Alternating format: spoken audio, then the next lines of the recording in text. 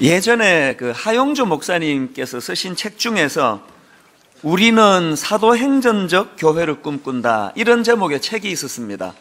그 책에 보면은 그 목사님이 뭘 주장하시는가 하니까 이 땅에 오신 예수님께서 세 가지 비전이 있으셨다, 그렇게 말씀을 하십니다. 주님의 세 가지 비전 중에 첫 번째 비전이 뭐냐 하니까 십자가라는 것입니다. 인생을 구원하기 위해 이 땅에 오신 주님께서는 온통 33년 기간 동안에 이 십자가에다가 초점을 맞추시는 그런 삶을 사셨다는 겁니다. 그런가 하면은 두 번째로 예수님의 비전이 뭐냐? 교회를 세우시는 꿈을 갖고 계셨다는 겁니다. 마태복음 16장 18절에 보니까 또 내가 내게 이르노니 너는 베드로라, 내가 이 반석 위에 내 교회를 세우리니 음부의 권세가 이기지 못하리라. 그리고 세 번째로 예수님이 가지신 비전, 그 꿈, 그게 뭐냐 하니까 성령님을 우리에게 보내주시는 꿈을 가지고 계셨다는 겁니다. 요한복음 15장 26절, 내가 아버지께로부터 너희에게 보낼 보혜사 곧 아버지께로부터 나오시는 진리의 성령이 오실 때에 그가 나를 증언하실 것이요. 이제 그래서 이 세 가지, 십자가, 또 교회, 또 그리고 성령님, 이 세 가지 비전을 주님이 갖고 계셨다, 이런 요지의 글을 읽으면서 제 마음에 새삼, 이 교회란 것이 얼마나 소중한 존재인가, 우리 주님의 마음이 담겨있는, 주님의 꿈이 담겨있는 공동체가 교회라고 한다면 저 같은 신부름 많은 목사들이 더 정신 차리고 교회를 잘 섬겨야 되겠다, 방심하지 말아야 되겠다, 그런 다짐을 했던 그런 적이 있었습니다. 사실 지금 우리가 살펴보고 있는 이 요한계시록은 주제를 정리하자면 크게 세 가지로 나눌 수가 있습니다. 요한계시록을 주신 목적, 첫 번째 주제가 뭐냐? 종말론입니다. 이건 다 알고 계시고요. 그런가 하면은 이 요한계시록의 두 번째 목적이 뭐냐? 뭘 다룹니까? 주제가 기독론, 예수 그리스도를 다루고 있다는 거예요. 그런가 하면은 세 번째가 교회론을 다루고 있다는 겁니다. 사실 이 요한계시록의 편지의 수신자는 개인이 아니고 교회입니다. 1장 4절을 한번 보세요. 요한은 아시아에 있는 7 교회에 편지하노니, 이렇게 수신자가 교회일 뿐만 아니고요, 요한계시록 전체를 보면은 그 크게 요한이 4가지 환상에 대해서 서술을 하고 있지 않습니까? 요한이 경험한 4가지 환상이 보면은 2가지는 교회에 관한 주제고 2가지는 세상 심판에 관한 그런 주제입니다. 그 만화 계시록이라고 하는 책에 보면은 이 부분을 간략하게 잘 요약해 놓은 걸 볼 수가 있는데요. 요한이 경험했던 첫 번째 환상이 뭡니까? 계시록 1장 9절부터 3장까지 나오는 7 촛대에 관한 환상, 이것이 첫 번째 환상인데요, 이것은 우리가 다 아실 거예요. 7 촛대는 당시 소아시아 지방에 있었던 7 교회를 의미하니까 이 요한계시록에 나오는 제1환상의 주제는 교회입니다. 그런가 하면은 두 번째 환상이 뭐냐? 계시록 4장 1절부터 16장 21절까지 나오는데요, 7 인, 7 나팔, 7 대접에 관한 환상인데 이건 모두 다 타락한 세상을 향한 심판에 관한 메시지입니다. 그러니까 제2환상의 주제는 세상이라고 할 수가 있습니다. 그런가 하면은 세 번째 환상이 뭐냐? 계시록 17장 1절부터 20장 15절까지 나오는 큰 성 바벨론의 멸망에 대한 환상인데요, 여기서 큰 성 바벨론은 세상을 상징하기 때문에 이 주제 역시 세상에 대한 심판이다, 이렇게 말씀드릴 수가 있습니다. 그리고 마지막 네 번째 환상이 뭡니까? 계시록 21장 1절부터 22장 5절까지 나오는 거룩한 성 새 예루살렘에 관한 환상인데요, 여기서 새 예루살렘은 완성된 교회를 상징하기 때문에 이건 역시 주제가 교회입니다. 자, 그러니까 요한계시록은 거의 대부분이 이 4가지 환상에 대한 설명으로 그렇게 피력이 되는데, 맨 앞에 나오는 첫 번째 환상과 마지막 네 번째 환상이 교회에 대한 환상입니다. 가운데 2가지는 세상에 대한 심판에 대한 환상입니다. 이게 요한계시록의 큰 줄거리인데요, 이런 맥락에서 본다면 말세에 우리가 요한계시록을 잘 읽으면 교회와 관련해서 많은 유익을 얻을 수 있습니다. 우선 계시록을 읽으면 어떤 유익이 있습니까? 비록 현실은 교회가 고난 중에 있지만 그러나 교회는 반드시 승리한다. 이 확신을 얻는 유익이 계시록을 읽을 때 얻을 수 있는 유익이고요. 그런가 하면은 또 한 가지, 이 요한계시록을 통해서 말세의 교회들이 어떤 자세를 견지해야 하느냐, 여기에 대한 많은 지침을 계시록을 통해서 얻을 수가 있습니다.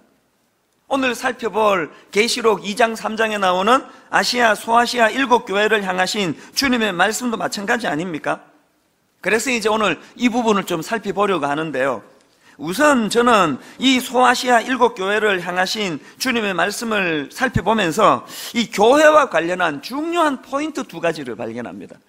첫 번째 포인트가 뭐냐 하니까, 여러분, 교회의 주관자는 예수 그리스도시라는 이 사실을 우리는 직시하게 됩니다. 자, 2장 1절을 한번 보십시오. 에베소 교회의 사자에게 편지하라. 오른손에 있는 7별을 붙잡고 7금 촛대 사이를 거니시는 이가 이르시되, 주님은 당신을 묘사하시기를 7별을 붙잡으시고 7금 촛대 사이를 거니시는 분이라고 묘사하는데, 여기 나오는 7별은 뭐며 7 촛대는 뭐냐는 1장 20절에 거기에 선명하게 이렇게 설명을 합니다. 7별은 7교회의 사자요, 7 촛대는 7교회니라. 다시 말해서 계시록을 통해서 주님이 선명하게 주시는 메시지가 뭡니까? 교회를 주관하시는 분은 예수 그리스도시라는 거예요. 여러분, 교회를 주관하는 자가 이찬수 목사도 아니고 당회 장로도 아니고 열심히 있는 어떤 권사 집사도 아니고, 교회를 주관하시는 분은 예수 그리스도시라는 거예요. 한시도 이 사실을 잊어서는 안 됩니다. 오늘 교회의 타락의 모든 출발은 다 여기서 시작을 하는 거예요. 이런 점에서는 여러분보다는 제가 훨씬 더 위험합니다. 자꾸 이제 설교하러 나서고 또 교회를 담임한다고 설치고 다니다 보면은 제가 얼마나 이 위험에 노출이 되는가를 제 스스로가 느껴요. 여러분, 제가 중요한 직책을 맡은 거지 제 존재가 중요한 인물이 아니라는 걸 잊어서는 안 된다는 거예요. 교회는요, 주님 한 분만 중요하시면 돼요. 교회는 주님만 계시면 되는 거지 나머지 인간은 중요하면 안 되는 게 교회입니다. 여러분, 4년 전에 제가 안식년 가질 때 그 마지막 광고 시간에 제가 인사드렸던 거 기억하실지 모르겠는데, 설교 시간에 제가 몇 번 말씀드렸고 오늘 또 말씀을 드려요. 왜? 이게 너무나 중요한 원리니까요. 사실 저는 처음에 안식년 안 하겠다고 당에다 말씀드렸습니다. 그 당시 7년 지나고 하나님이 너무나 강권적으로 역사하셔가지고 제가 한 게 없어요. 그래서 성도님들과 더불어 하나님의 일하심을 같이 구경했을 뿐이에요. 근데 내가 지치지도 않고 피곤하지도 않는데 왜 내가 안식년 해야 됩니까? 안 하겠다고 말씀을 드렸어요. 그리고는 제가 마음이 변해가지고 장로님들께 안식년을 달라고 요청을 드렸는데 몇 가지 이유가 있지만 그 중에 제일 큰 이유가 뭔지 아세요? 제가 안식년 떠나기 마지막 주일 광고 들었던 분은 다 기억하실 겁니다. 이런 광고를 했습니다. 여러분, 제가 이제 내일부터 안식년을 떠납니다. 제가 여러분 사라져 드리겠습니다. 1년 동안 제가 분당 우리 교회에서 사라짐으로 말미암아 모든 성도님들이 분당 우리 교회에 이찬수라는 존재가 없어도 하나님의 교회는 손색 없이 유지가 되는구나, 모든 성도들이 이것을 깨달을 때쯤 그때 제가 다시 돌아오겠습니다. 그런 말씀을 드렸잖아요. 여러분, 교회에요, 이찬수라는 사람이 있으면 부흥하고 이 사람이 없으면 교회가 흔들거리고, 안식년 갔더니 이찬수 목사가 없는 새에 교회가 문제가 생기고 위기가 생기면 그건 교회가 아닙니다. 우리 다 교훈을 얻었잖아요. 제가 1년 가까이 사라져 드리고 나서 교회가 문제가 생겼습니까? 아무 문제 없었습니다. 더 부흥하고 더 성장하고, 그 교훈이 저에게도 절실했고, 그래서 우리 여러분들 가운데 모두가 다 이 성가대 하시는 분 중에 꼭 이런 분이 계세요. 나는 지금 알토를 하는데 나 없으면 성가대가 좀 힘이 들 어려워질 거라고. 혹시 그런 분 계시면요, 오늘 이 시간부터 성가대를 그만두시는 은혜가 있기를 주님 이름으로 축원합니다. 여러분이 성가대를 그만두시고 이 성가대가 아무 문제가 없다는 것을 너무나 슬프게 확인하게 되실 거예요. 성가대가 진짜 노래 잘하는 사람이 빠져가지고 좀 화음이 안 맞은들 그게 하나님의 교회에 무슨 상관이에요? 제가 여기 있어서 교회가 더 좋아지고 이찬수 목사가 없어서 교회가 더 문제가 되면은 그건 제가 너무나 교회를 잘못 운영한 거예요. 그래서 이제 간혹 이제 어떤 분들은 저를 찾아와가지고 목사님 교회 부흥의 비결이 뭡니까? 그러면요 후배면은 제가 좀 싫은 소리를 해요. 무슨 그런 질문이 있는 그런 질문이 다 있느냐고. 아니 교회 부흥의 비결이 있다니. 주님의 십자가를 자양분으로 하는 교회는 그 자체가 부흥이에요. 그래서 진짜 교회 부흥을 원하냐? 후배 같으면 내가 이렇게 말해줍니다. 당신이 방해만 안 하면 교회는 부흥한다. 당신이나 나 같은 담임 목사들이 교회 부흥에 방해만 안 하면 교회는 부흥하게 되어 있다. 제가 후배들에게는 제가 이런 강하게 싫은 소리를 합니다. 이거는 사실 그 후배에게 하는 형식이지만 저보고 하는 소리예요. 이찬수 목사가 힘 좀 써가지고 교회가 부흥했다 그러면요 그건 숫자가 늘은 거지 부흥이 아닙니다. 그래서 뼈저리게 요한계시록을 통해서 배워야 되는 것은 교회의 주권자 되시는 분은 예수 그리스도시다. 다른 어떤 인간도 그 자리를 탐내서는 안 된다. 모두가 다 자기 자리로 돌아가서 주님의 주권을 인정해 드릴 때 거기에 교회의 부흥이 회복될 줄로 믿습니다. 그런가 하면은 두 번째로 제가 발견한 게 뭐냐? 계시록에서 발견한 너무나 좋은 교훈 중에 하나가 여러분 책망도 격려가 될 수 있다는 사실입니다. 소아시아 7교회를 향하신 주님의 말씀을 보면요 거기에는 칭찬도 있고 격려도 있지만 추상 같은 주님의 꾸지람이 뭐 그냥 등골이 오싹할 정도의 그 꾸지람이 얼마나 많습니까? 오늘 본문 4절도 한번 보세요. 그러나 너를 책망할 것이 있나니 너의 처음 사랑을 버렸느니라. 요즘 애들 말로 완전 돌직구 날리신 거예요. 이게 뭐 그냥 오싹한 말씀 아닙니까? 심지어는 4대 교회에다가 주신 주님의 말씀 3장 1절에 한번 보세요. 내가 내 행위를 아노니 내가 살았다는 이름은 가졌으나 죽은 자로다. 추상 같은 꾸지람이에요. 자, 여러분 제가 지난주 무슨 말씀을 드렸죠? 요한계시록은 말세를 사는 성도들을 위하여 격려하기 위하여 그들에게 소망을 주시기 위해서 쓴 편지가 요한계시록이라고 드린 말씀 기억나시죠? 그런데 여러분 격려해 주시기 위해서 쓰신 계시록에 이런 주님의 추상 같은 책망이 내포되어 있다는 건 뭘 의미할까요? 여러분 진정한 격려는요 잘못을 잘못이라고 지적해서 그것을 고치도록 하는 게 격려지 그래서 눈 감아주고 얼버무리고 덮어주고 덕만 두드려주는 게 격려가 아니라는 거예요. 이런 맥락에서 저는 분당 우리 교회 강단이 오늘 한국교회 강단이 너무 말랑말랑한 격려의 설교가 많은 것 자체가 이게 변질이라고 저는 생각을 합니다. 지난주에 제가 그 은퇴하신 목사님들이 모여서 교회를 만드셨더라고요. 은퇴하시고 나니까 이제 당신이 섬기시던 교회 가시기가 좀 어렵고 민망하시고 그러셔서 그런 것 같아요. 거기에 저를 이제 수요 예배 설교를 해달라고 저를 불러주셨어요. 가뵈니까 참 귀한 어르신들이 쭉 앉아 계시던데요. 뭐 다 백발이 성성한 그런 백전노장 어른들이 앉아 계시니까 저는 뭐 얼마나 주눅이 들겠습니까? 그런데 이제 어떤 사모님이 저에게 음료수를 전해주러 오셨다가 그분도 이제 연세가 많은 은퇴하신 사모님 아니겠습니까? 저를 딱 보시더니 이런 말씀을 하시는 거예요. 인상이 사납지 않네. 인상 좋으네. 그러시는 거예요. 그래서 제가 어리둥절해가지고 쳐다보니까 이런 말씀을 덧붙이시더라고요. 텔레비전으로 볼 때는 되게 냉정해 보이고 사나워 보이고 그랬는데 실제로 보니까 안 그렇네. 또 돌직구를 날리시는 거예요. 그러고 제가 보니까 그런 지적을 간혹 받아요. 막 강단에서는 막 표정도 무섭고 사납고 그런데 만나보면은 굉장히 목사님 생각보다 부드러우시네요. 이런 이야기를 간혹 듣거든요. 제가 사석에서 사나울 이유가 뭐가 있습니까? 그러나 여러분이 강단에 서서는 하나님의 말씀을 받은 종으로서 때로는 힘든 성도들 격려하는 역할도 해야 되지만 때로는 또 악역을 맡아가지고 책망하고 꾸짖는 설교도 피하면 안 된다는 거 아닙니까?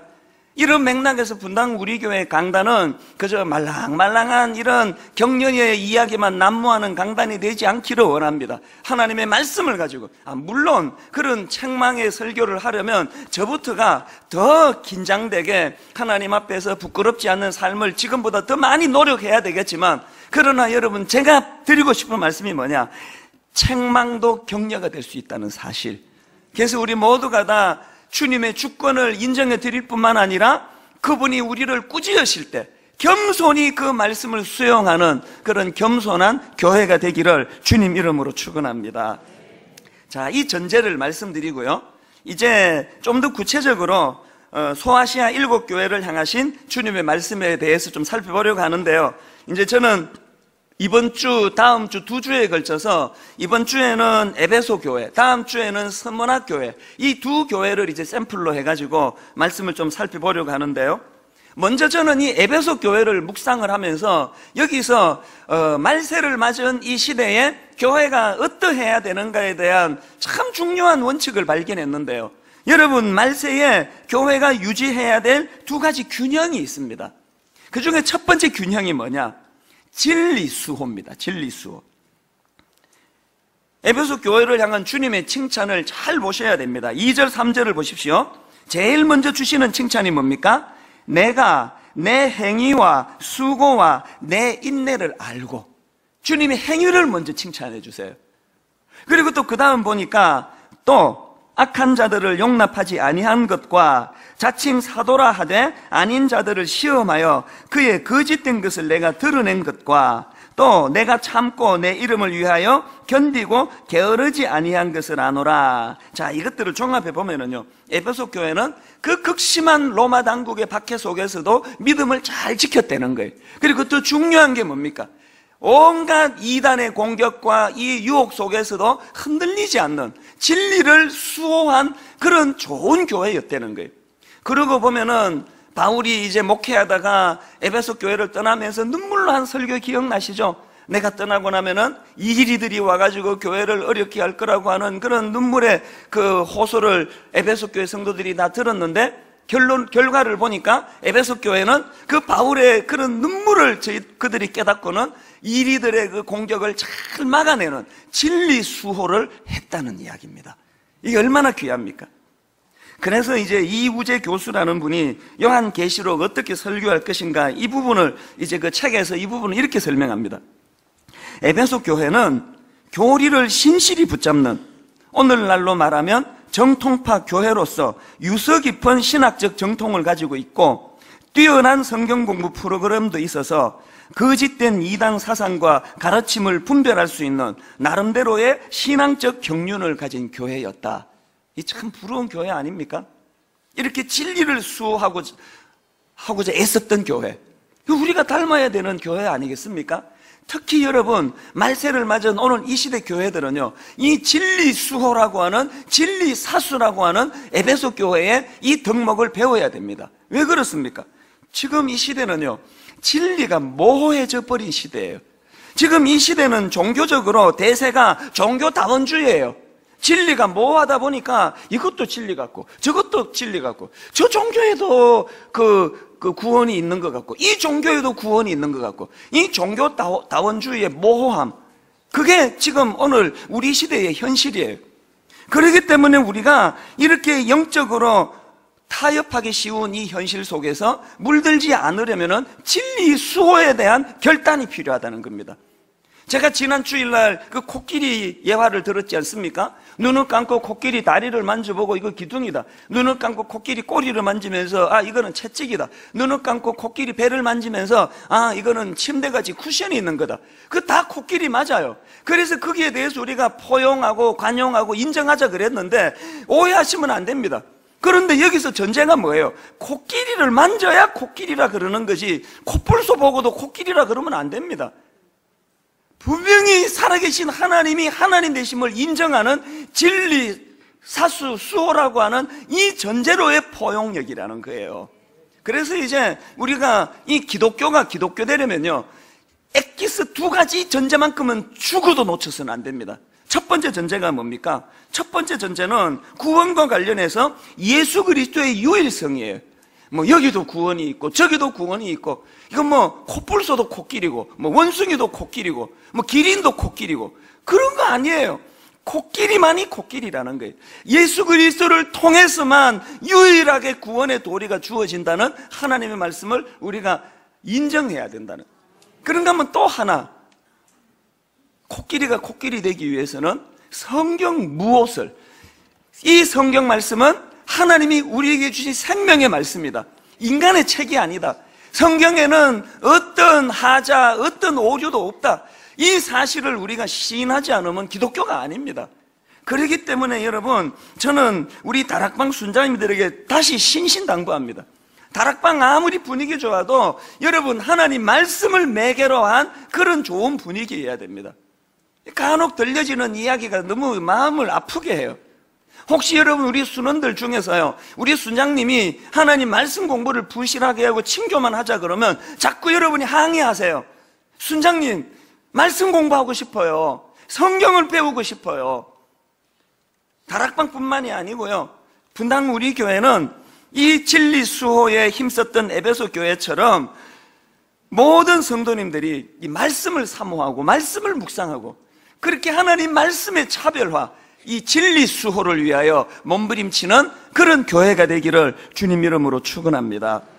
그런가 하면 두 번째로 교회가 건강성을 얻기 위해서 해야 되는 한 가지 더 균형이 있습니다. 그것은 사랑 수호입니다. 사실 이런 표현은 잘 안 쓰는데요, 제가 강조하기 위해서 이걸 한번 붙여봤습니다.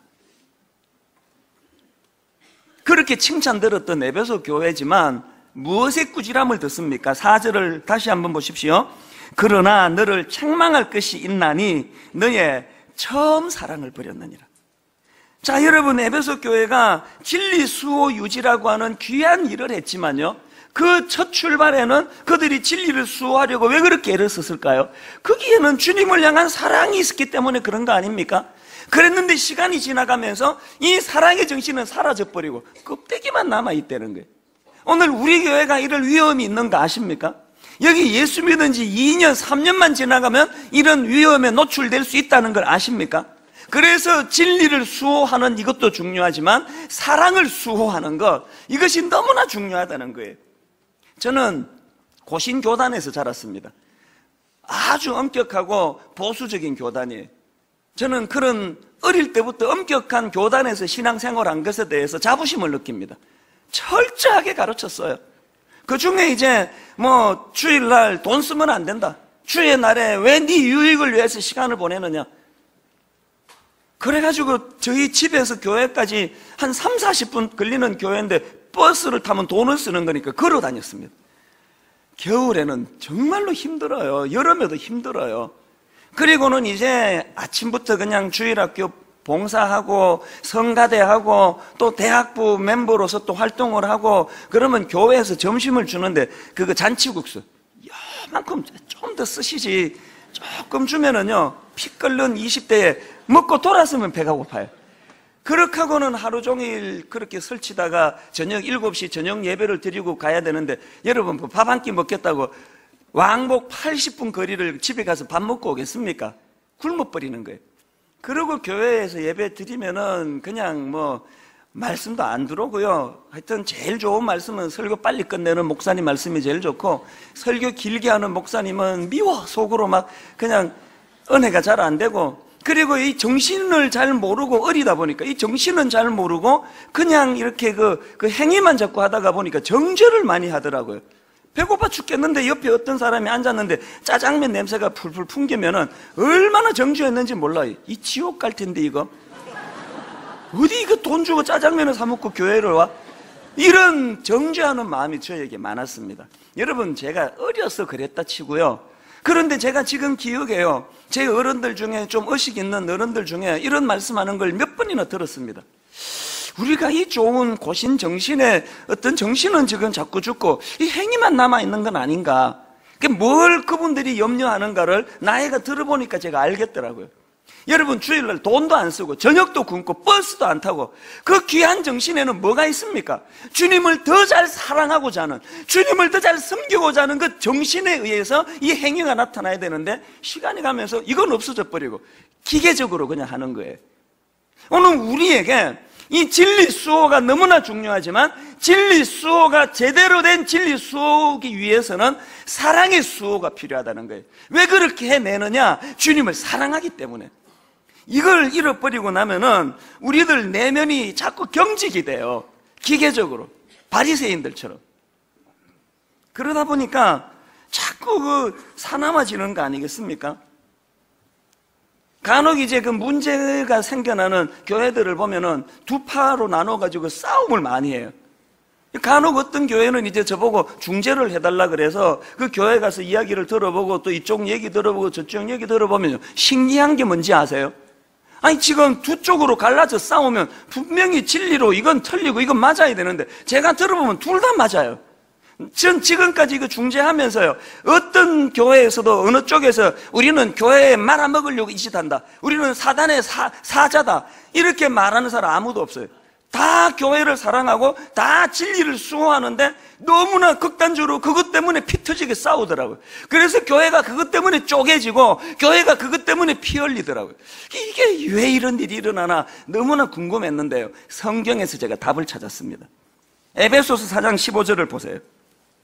오직 사랑 안에서 참된 것을 하여 범사에 그에게까지 자랄지라. 우리 성경에는 안 나와 있는데요, 원어로 보면은 또 영어 성경에 보면 여기 스피킹이라는 단어가 있습니다. 그러니까 오직 사랑 안에서 참된 것을 하여라는 이 표현은 사랑 안에서 진리를 말하는 것을 강조하는 거예요.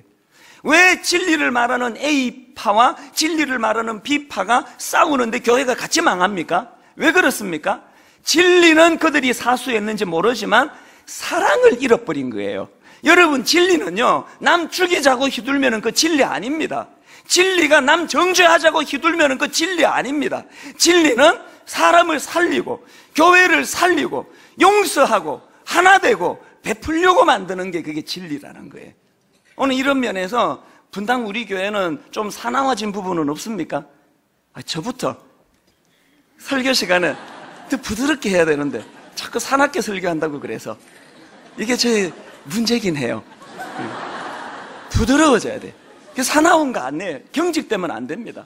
사실 여러분, 저나 여러분 이 피가요, 우리의 피가 좀 그런 경향이 있습니다. 무슨 얘기인가 하면은요, 미국의 메릴랜드 주립대학교 심리학과에 미셸 겔펀드 교수라는 분이 30개국의 심리학자들과 더불어 가지고 공동 연구진을 만들어 가지고요, 이제 33개국 나라를 조사를 했습니다. 그랬더니 그 조사에서 이 문화의 경직성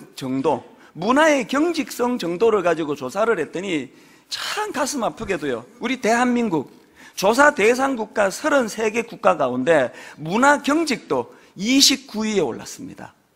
여러분, 여기에 경직된 사회란 건 뭘 말하는가 하면은 엄격한 사회 규범을 갖고 있고, 그리고 거기에 일탈 행동에 대해서 관용적이지 않은 사회. 무슨 말씀인지 아시겠죠? 우리가 그냥 룰을 정해놓고 조금만 벗어나면은 정죄하고 비난하고 비판하기 좋아하는 그런 국민성으로 33개 나라 중에 29위라는 거예요.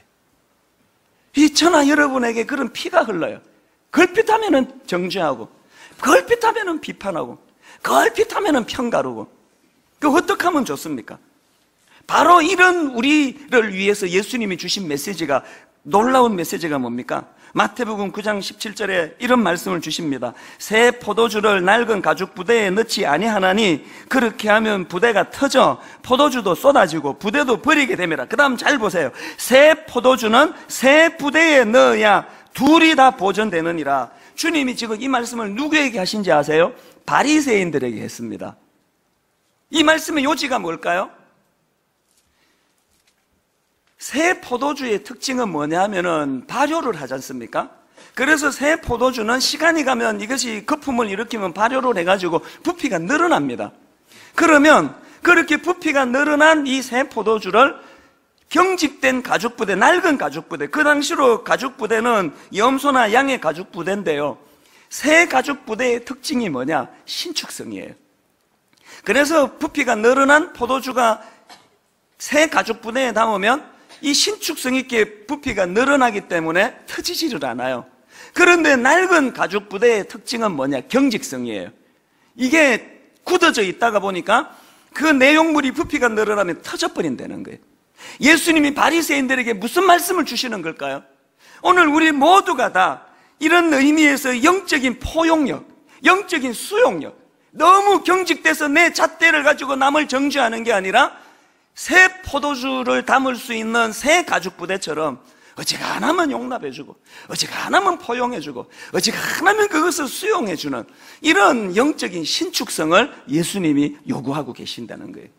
오늘 여러분 중에 진리는 사수하고 계시는데 사랑을 수하지 못하는 분 계시면요, 주님의 이 경고의 말씀을 받으셔야 됩니다. 저는 내 평생에 태어나서 담배라는 걸 피워본 적이 없습니다. 그러나 정직하게 고백합니다. 저는 단 한 번도 어떤 성도를 보면서도 담배 피는 사람을 정죄해 본 적이 없습니다. 왜 제가 정죄합니까? 그분과 하나님과의 관계 아닙니까? 그래서 저는요, 처음에 교회를 개척하고요, 흡연실을 만들려고 했습니다. 담배 피우는 사람 교회 오면 안 됩니까? 담배 피고 천국 가는 게, 여러분, 담배 핀다고 정죄받아서 교회에서 못 받아주는 것보다는 그게 진리 아닙니까? 내가 흡연실을 만들 생각까지 했어요. 근데 이게 학교다 보니까 학생들이 있고 그러니까 이제 흡연실은 곤란하고, 그래서 지금도 못 만들고 앞으로 못 만들 것 같아요. 그러니까 여러분이 알아서 그냥 담벼락 가서 피우고 오세요. 지금 하고 있는 것처럼. 담배 피우라고 제가 권장하는 게 아니고요, 신축성의 이야기예요. 저는 믿습니다. 제가 여기서 정죄하고 비난하고 그렇게 안 해도요, 은혜 받으면 하나님의 사랑의 은혜가 그를 감싸 안으면 다 끊을 수 있는 능력이 나타날 줄 믿습니다. 우리는 이 신축성을 자꾸 받아야 돼요. 자, 그렇다면 중요한 게 뭐냐? 여러분, 우리가 이 사실은 잘 알겠는데 그러면 어떻게 하면 좋겠는가? 오늘 본문 7절에서 주님께서 그 대안을 주십니다. 7절을 한번 보세요. 귀 있는 자는 성령이 교회들에게 하시는 말씀을 들을지어다. 이기는 그에게는 내가 하나님의 낙원에 있는, 그 다음 보세요, 생명나무의 열매를 주어 먹게 하리라. 우리가 도덕적으로 결심한다고 신축성 생기는 거 아닙니다. 여러분, 하나님 앞에서 은혜 받으셔야 돼요. 그래서 여러분, 교회의 백전노장 89세 되시는 서정숙 권사님, 저희 어머니입니다. 저희 어머니가 저에게 종종 들려주시는 저를 향한 경고의 메시지가 뭔지 아세요? 아들인데도 그때는 목사라고 불러요. 이 목사, 내 말 잘 들으라. 성도들은 은혜 받으면 순한 양이 되고 은혜 못 받으면 사나운 이리가 된다는 걸로 잊지 마라. 그래서 목회할 때 인간관계로 풀라 그러고 정치로 풀라 그러고 편법 쓰고 그러지 말고 어떻게 해서든 성도에게 은혜의 양식을 공급하는 목사가 되라. 미국 사시는 서정숙 권사님의 말씀이에요. 저는 그 말씀을 들을 때마다 너무나 그것이 저에게 경고의 메시지로 들려집니다. 제가 여러분에게 인간적인 방법으로 목회하는 게 아니라 하나님 은혜의 통로가 되기를 원합니다. 하나님 주신 은혜를 성도들에게 잘 공급해서 이 생명의 열매를 받아 먹어 누리는 그런 교회가 된다면 모든 성도님들이 순한 양처럼 신축성 있게, 포용력 있게, 진리는 사수하지만 사랑도 사수해서 어지간한 일 용서하고 어지간한 일 용납하고 포용력 있는 그런 균형 있는 그리스도인이 될 줄로 믿습니다. 결론을 맺으려고 합니다. 고난주간을 맞이해서 하나님 이 두 가지를 구합니다. 진리를 사수하게 하여 주옵소서, 사랑을 사수하게 하여 주시옵소서. 이 두 균형으로 낡아 빠진 가죽부대가 아니고 새 가죽부대처럼 포용력과 신축성 있는 그리스도인들 되시기를 주님 이름으로 축원합니다. 오늘 말씀을 녹여놓은 찬양 같아요. 십자가의 길, 순교자의 삶, 가사 하나하나 이 두 기둥을 가지고 접목하면서 찬양하기 원합니다. 내 마음에 주를 향한 사랑이, 내 마음에 주를 향한 사랑이, 나의 말엔 주가 주신 진리로, 말엔 주가 주신 진리로, 나의 눈에 주의 눈물 채워주소서. 주의 눈물 채워주소서. 여러분, 사랑의 회복이에요. 내 입술에 찬양의 향기가,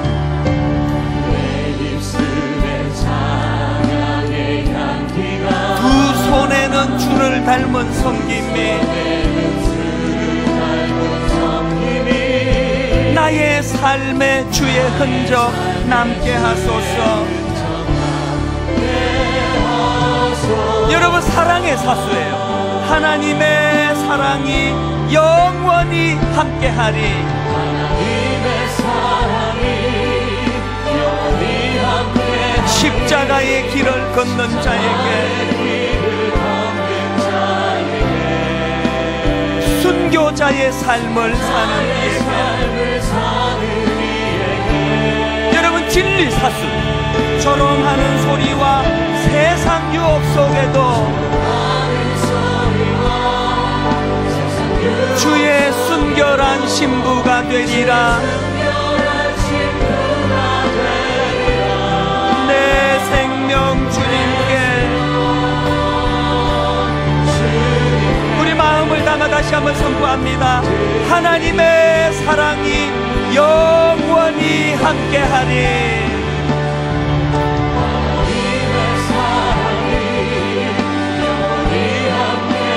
진리 사슬, 십자가의 길을 걷는 자에게, 순교자의 삶을 사는 이에게,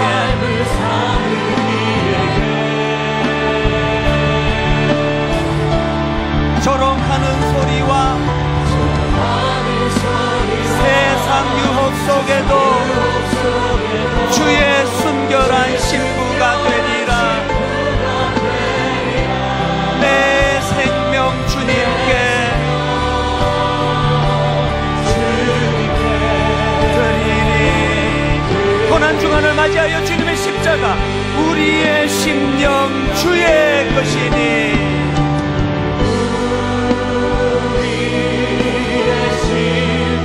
사랑을 사수하기 원합니다. 주님의 형상 만드소서.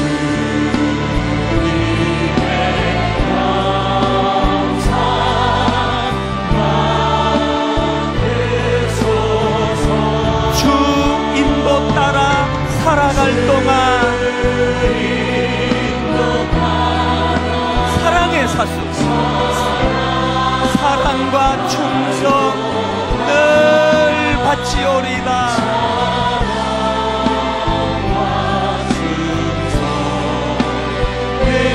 여러분, 주님의 십자가를 생각하며 마지막으로 한 번 더 이렇게 선포합니다. 우리의 심령 주의 것이니. 우리의 마음을 주님 받아주시기 원합니다.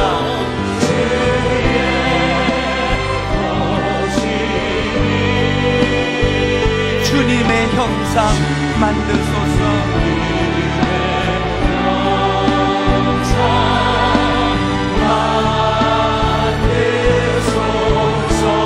주 인도 따라 살아갈 동안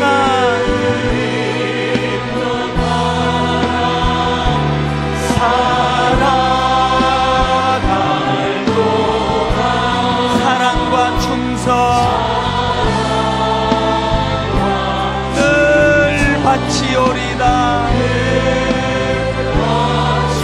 우리 말씀 생각하며 한 목소리로 통성하여 같이 기도합니다. 주님, 사랑을 사수하고 진리를 사수하는 종 되기 원합니다. 합심해서 기도하십니다. 살아계신 하나님 아버지, 고난중간을 앞두고 주님 앞에 우리의 모습을 되돌아봅니다. 아버지, 종교 혼합주의에, 이 혼탁한 이 시대에 하나님 진리를 사수하는 교회 되기를 원합니다. 타협하지 않는 교회가 되기를 원합니다.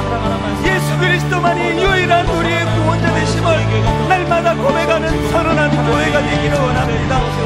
아버지, 그런가 하면 이 교회는 사랑을 사수하는 교회가 되기를 원합니다. 아버지, 용납하기를 원합니다. 포용하기를 원합니다. 아버지, 새 포도주를 낳는 새 가지 부대처럼 아버지 하나님 신축성을 가지고 용납하며 용서하며 주님 포용하며 나가기를 원합니다. 아버지, 그 균형을 허락하여 주시기 원합니다. 하나님, 주님을 더 용서하면 주님의 사랑을 담기 원합니다. 아버지, 누구라도 아버지여 손으로 포용하며 원수까지라도 사랑할 수 있는 초용력이 아버지 사랑의 능력이 나타나게 하여 주시옵소서. 그 일을 위하여 은혜를 구합니다. 은혜 주시옵소서. 은혜 받게 하여 주시옵소서. 은혜가 우리 안에 넘쳐나게 하여 주시옵소서. 주님의 십자가를 생각하며 하나님 아버지 진리를 사수하고 주님의 사랑을 사수하는 아름다운 교회가 되게 하여 주시옵소서. 주님의 영상 닮아가 하나님을 더욱 사랑하고 더욱 앞에 사랑을 표현할 수 있는 모두가 될 수 있도록 하나님 아버지 이 말씀 가운데 주의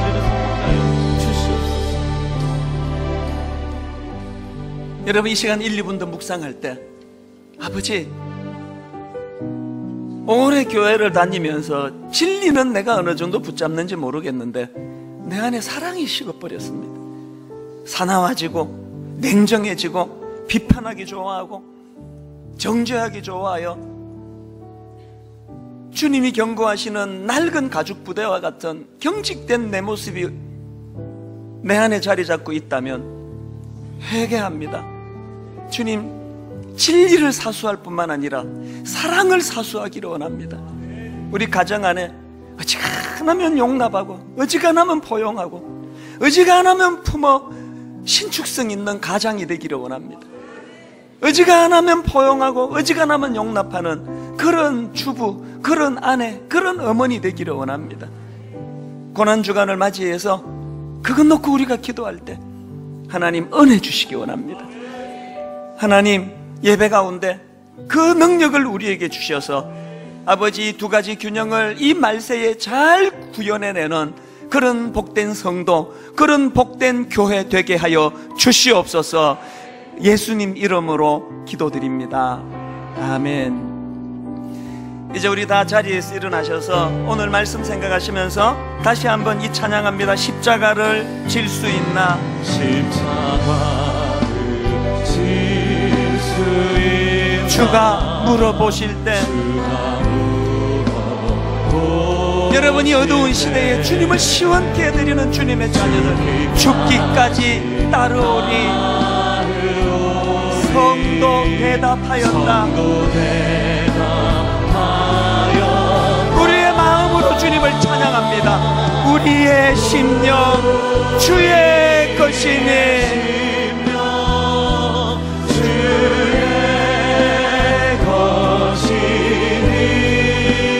주님의 형상 만드소서.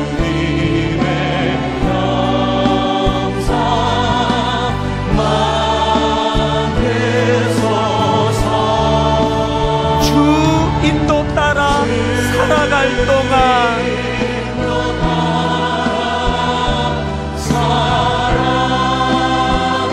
아버지 가사 그대로 구현되기 원합니다. 사랑과 충성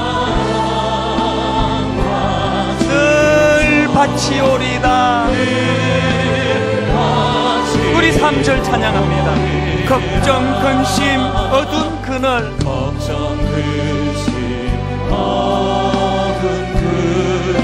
너를 둘러 덮을 때 주께 내 영 맡기겠나? 어떤 믿음이 있어야 이 가능합니까? 최후 승리 믿으며 진실로 고백하기 원합니다. 우리의